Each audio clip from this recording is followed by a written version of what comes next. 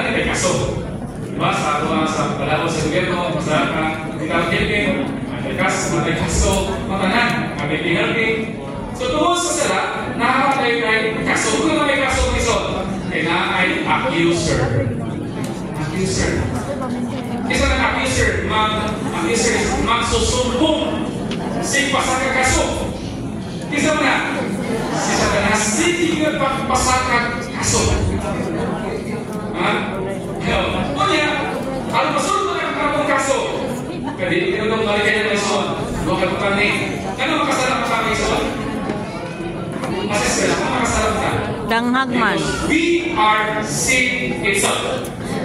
Okay, kumang ison. Nakasalan ka din tungkol kay, nagbuwan ka, nagbuwan ka din. Nakasalan ka tungkol kay, kita mismo sa lahat ng dahil sa tungkol yun. Kung saan ay sino ko rin. Eh, sa lahat ng dahil, mga nakasalan kita. Constituted sinner.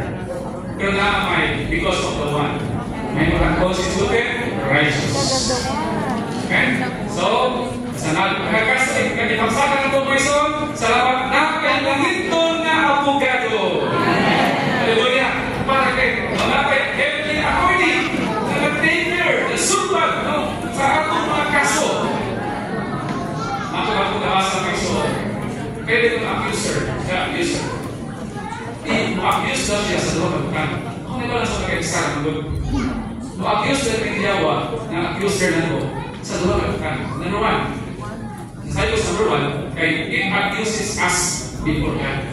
Kita mo iyang isumbong ng Diyos. Kung nilipat ko lang kung sa uman, sa akuan na ba? Ang gano'n ka ay, he accused God before us. Sabi na kung kita ay isumbong ng Diyos. Ininigay ang Diyos, isumbong siya, pati ginagawa. Sa example, tumas na pati, ano ba nilagay? Ito, ano nilagay ko? Ako hindi sila isumbong sa yawa nito. Kaya, kasala kita. Ano ba, kasala kami sa sumbong ka, sa wala tayo problema. Kaya kung saan ang Diyos, isumbong niya na ito. I-accuse siya. Siya accuse ka before us. Kung saan ko pasalukan niya? Ganun siya. Di ba? Nangalangat ka sa Ginoo. Kung nagkagagam niya yung problema, ano nagkagalit ka? Is God fair? Naramay so, paano na siya ma-abuse? Di ba?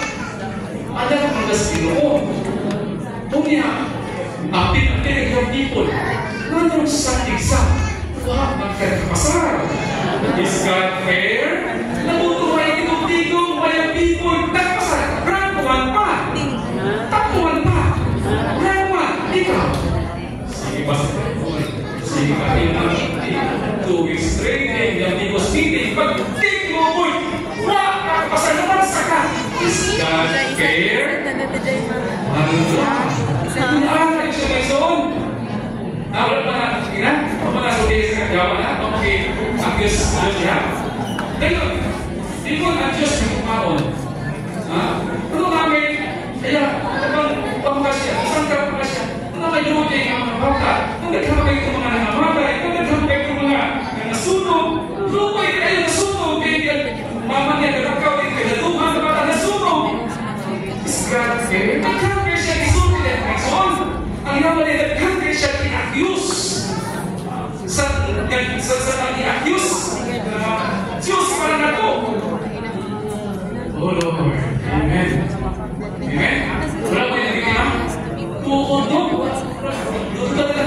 Ay, ako, hindi ko balida. Wala, hindi na ako tingong. Balik na ako malagin. Ay, sumisun na ito. Bago ko ba ang alakan? Nadautan, hey, Oscarman. Oscarman. Sa lista ito, no? Sa saan mo na ito na. Amen? Sa grabe, kita yung iso.